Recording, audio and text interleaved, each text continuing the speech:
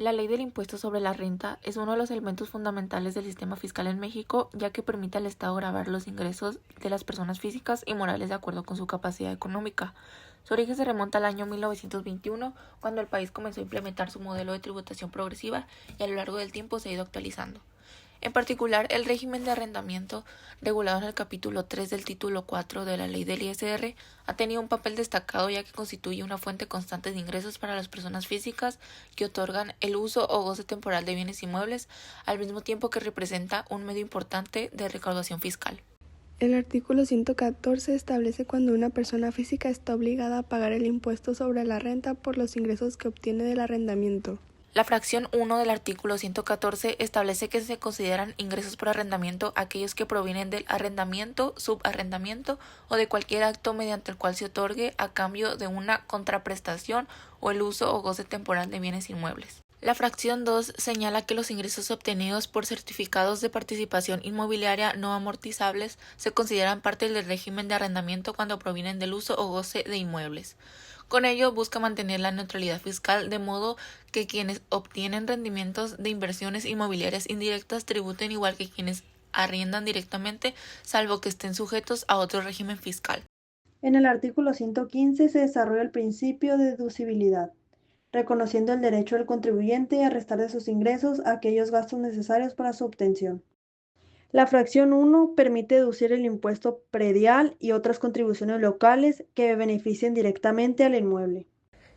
La fracción 2 permite deducir gastos de mantenimiento, conservación y reparación indispensables, diferenciando entre reparaciones ordinarias que se deducen de inmediato y mejoras o ampliaciones que se consideran inversión y se desprecian con el tiempo. La fracción 3 permite deducir los intereses reales pagados por créditos hipotecarios o préstamos utilizados para adquirir o mejorar bienes arrendados.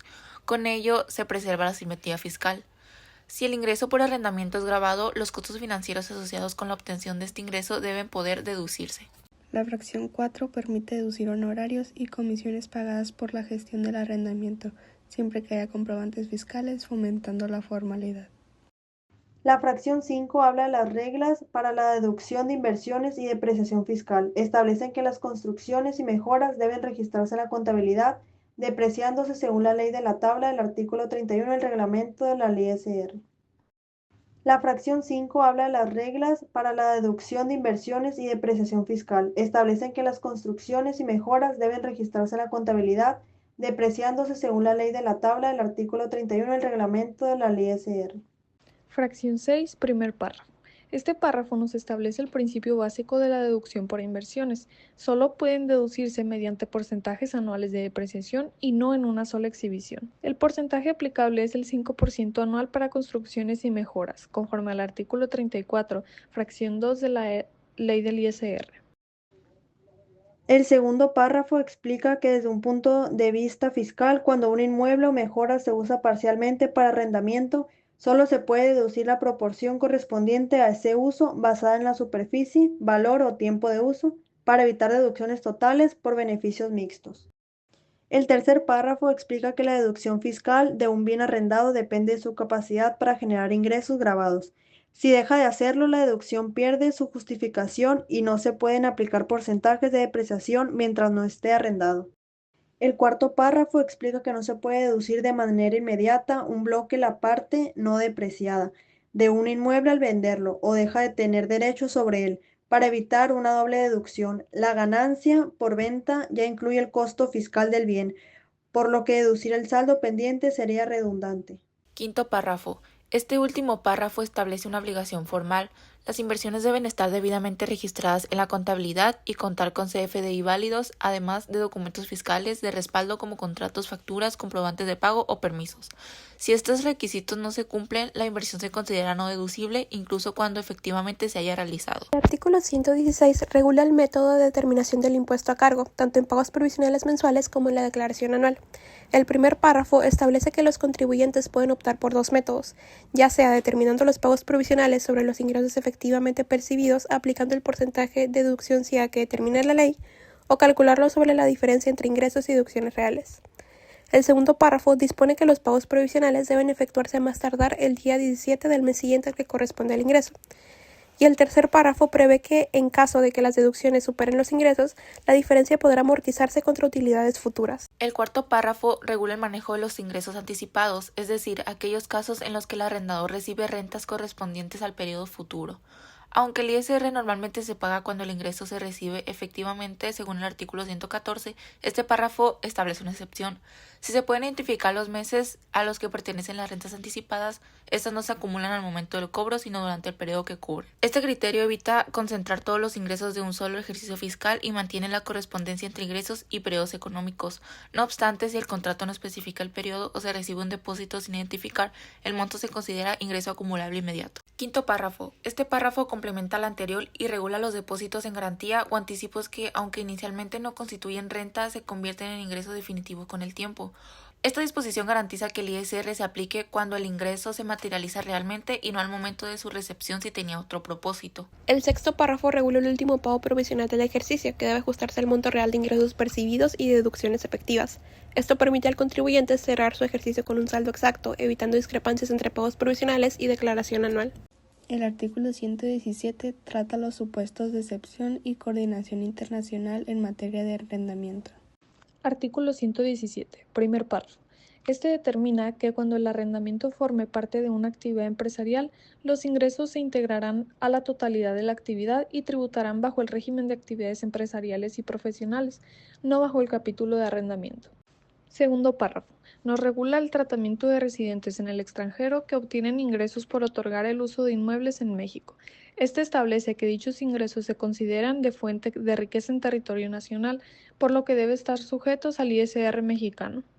Tercer párrafo. Ordena que las personas físicas o morales que paguen rentas a no residentes deberán efectuar la retención del impuesto correspondiente y enterarlo al SAT. Además, impone la obligación de verificar la residencia fiscal del arrendador extranjero, aplicando en su caso los tratados para evitar la doble tributación. El artículo 118 cierra el capítulo estableciendo las obligaciones formales y materiales de quienes obtienen ingresos por arrendamiento.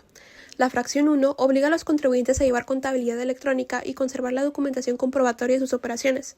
Esta obligación deriva del artículo 28 del Código Fiscal de la Federación y busca garantizar trazabilidad y transparencia en la información contable. La fracción 2 señala que deben emitir comprobantes fiscales digitales, o sea, el CFDI, por cada renta cobrada o anticipo recibido. Este requisito formal es esencial para la deducción del gasto por parte del arrendatario y para el control recaudatorio del SAT. La fracción 3 dispone la presentación de declaraciones provisionales y anuales, de acuerdo con los plazos y formatos que establezca la autoridad. La omisión en su presentación puede generar recargos, actualizaciones y sanciones conforme al Código Fiscal. La fracción 4 obliga a retener el ISR cuando corresponda, especialmente en pagos a otros arrendadores o intermediarios, y si no se cumple, el pagador es responsable. La fracción 5 establece que se debe entregar la información que pida la autoridad fiscal y conservar los documentos durante 5 años, disponibles para revisión o auditorías electrónicas. Primer párrafo. Este dispone que los contribuyentes deberán proporcionar la información solicitada por el SAT dentro de los plazos establecidos, a través de medios electrónicos. Segundo párrafo. Este establece que los contribuyentes deben conservar durante 5 años la documentación soporte de ingresos y deducciones, contabilidad y comprobantes del pago de impuestos. Tercer párrafo. Autoriza al SAT a emitir reglas de carácter general para precisar los medios, plazos y los formatos mediante los cuales deberá cumplirse esta obligación de información y conservación.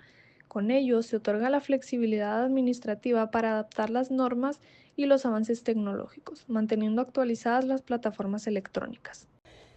En el primer caso, el ingreso mensual por arrendamiento es de 40,000 pesos. El contribuyente paga 1,000 pesos de impuesto predial y tiene gastos reales deducibles por 5,000 pesos.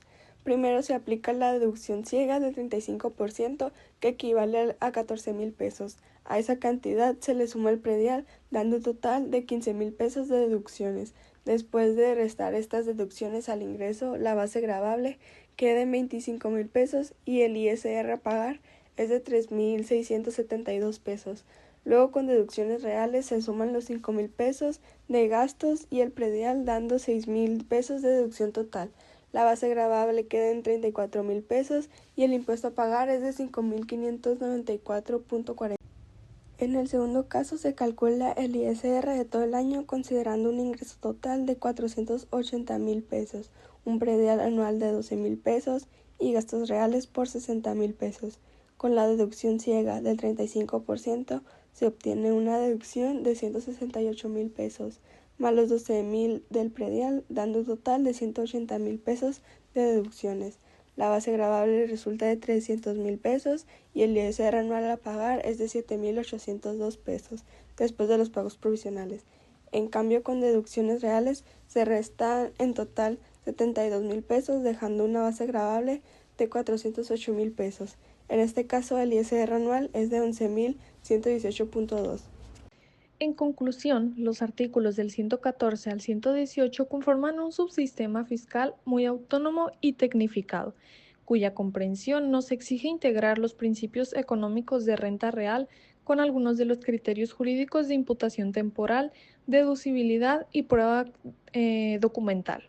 La correcta aplicación de esto no solo garantiza el cumplimiento tributario individual, más bien que también contribuye al fortalecimiento del sistema fiscal mexicano en su conjunto, promoviendo la transparencia y la consolidación del Estado de Derecho en materia fiscal.